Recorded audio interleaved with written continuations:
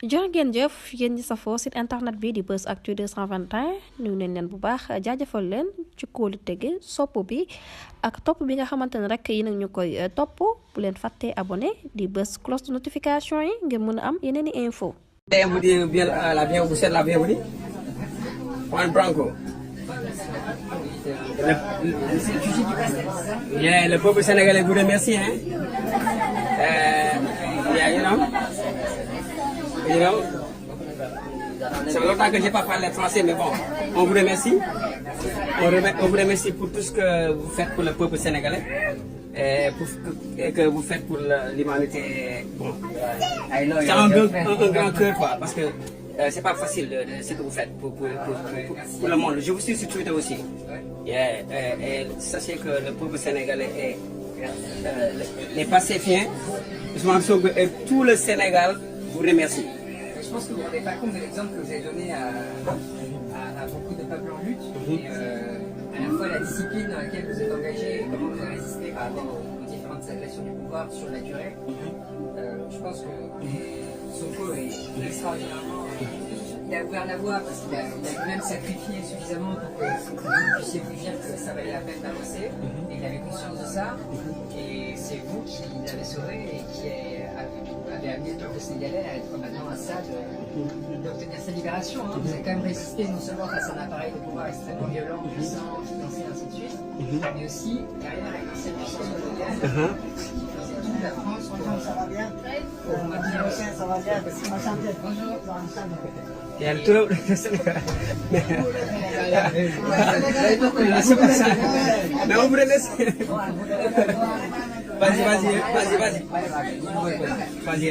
Je pense qu'en fait, en faisant ça, vous avez rendu déjà notre tâche beaucoup plus facile, mais surtout vous avez montré l'exemple à travers le monde, et notamment en France où il y a un peuple qui est désespéré et apathique, et vous leur avez montré qu'il était possible, face à ces élites convaincues, à un moment donné, de résister et de construire une alternative qui donne espoir à tout un peuple. En fait, il y a un effort collectif, la puissance. Moi, ce qui m'a amené à vous, c'est pas Ousmane, c'est vous.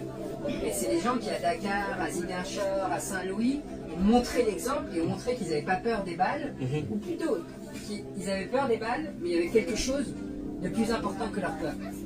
Et ça change le monde en fait. C'est dynamique et il y a très peu de pays dans le monde où des dynamiques comme ça se sont construites. C'est la révolution. Tellement évident. Une révolution. Tellement évident pour moi d'aller chercher ce qui avait généré ça, qui était cette personne qui avait engendré ce mouvement et qui avait donné ce courage à ce peuple et pourquoi ce peuple était dans cette dynamique, que quand je suis arrivé et que j'ai vu la force que vous aviez, c'était normal de nous mettre à votre niveau en fait. C'est pour ça que j'étais prêt à passer quelques mois en prison avec mon frère de Rodos.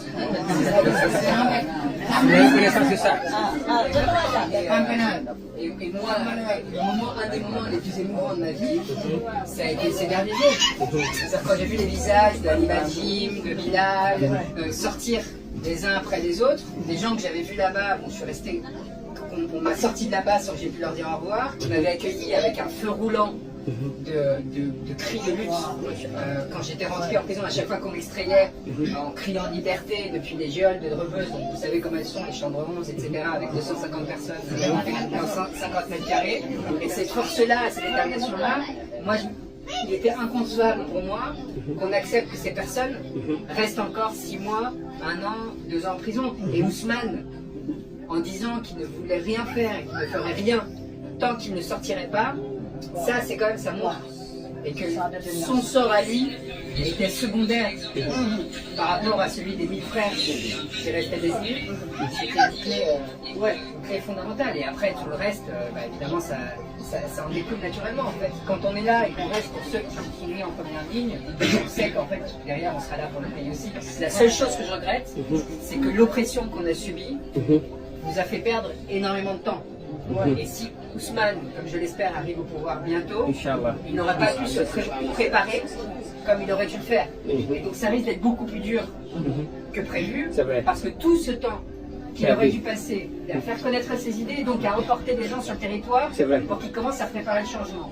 Tout ce temps qu'il aurait pu passer à échanger avec des personnes à l'international, tout ça c'est du temps qu'on nous a volé et qu'on a volé au peuple sénégalais. Ça, il ne faudra jamais pardonner. Jamais pardonner. Jamais. On est conscient de ça. Pas seulement la répression, pas seulement les morts, pas seulement les gens pris, ce qu'on a volé de temps et de possibilités d'espoir à ce peuple-là. Et donc il va falloir être particulièrement exigeant. Ça fait que commencer. Ça fait que commencer, on va avoir besoin de ça. Moi, je voulais vous poser une question, s'il vous plaît. Donc, Merci, on est reconnaissant de tout ce que vous... enchanté de vous voir, parce que je viens juste de parler de ton nom à quelqu'un. J'étais sorti même chez moi. Oui, c'est ça. Donc, ma question c'est qu'est-ce que vous comptez faire après le sort de Macky Sall? Parce qu'on sait qu'il y a Avec le dossier de CPI. dossier lourd La CPI. sur le plan international. Moi, mon but, il y a deux choses. La CPI, on l'a utilisé pour leur faire peur. Yeah. Parce que ces gens-là, c'est des gens qui vivent dans un système où c'est le blanc qu'on respecte. Où c'est le blanc qui fait peur. Yeah. Et ce que Ousmane veut changer, c'est aussi cet état d'esprit. Yeah, c'est vrai. C'est que c'est au Sénégal de régler les problèmes sénégalais. Donc moi, là, je ne veux pas interférer avec ce qui est en train de se passer. Ils sont en train de prendre des décisions importantes qui appartiennent au peuple sénégalais, pour lesquelles moi, j'ai rien à faire. C'est pas à moi maintenant de négocier les conditions de ce qui est en train de se passer, etc.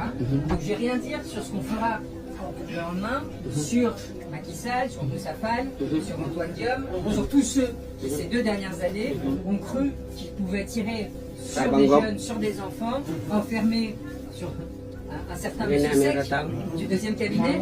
Ça vous dit quelque chose, cette personne? Voilà. Je pense que lui, il a compris que ça allait être compliqué pour la suite. Et ce qu'il vient de faire avec notre ami greffier, c'est le signe d'une fébrilité par rapport à ce qui arrive. Et donc le fait qu'il est, parce que je ne sais pas si vous savez, c'est des détails, mais le procureur n'avait pas demandé le mandat de dépôt. C'est lui qui l'a imposé contre les instructions du procureur, donc de Macky. C'est-à-dire quoi? C'est que lui, il commence à voir que le sol se dérobe et que ça va être très compliqué pour la suite, donc il commence à faire n'importe quoi parce qu'il est en perte de repère. Donc tous ces gens-là, ils ont très peur. Ils ont très peur et ça nous d'être précautionneux aussi parce que les gens qui ont peur sont des gens dangereux. Dangereux.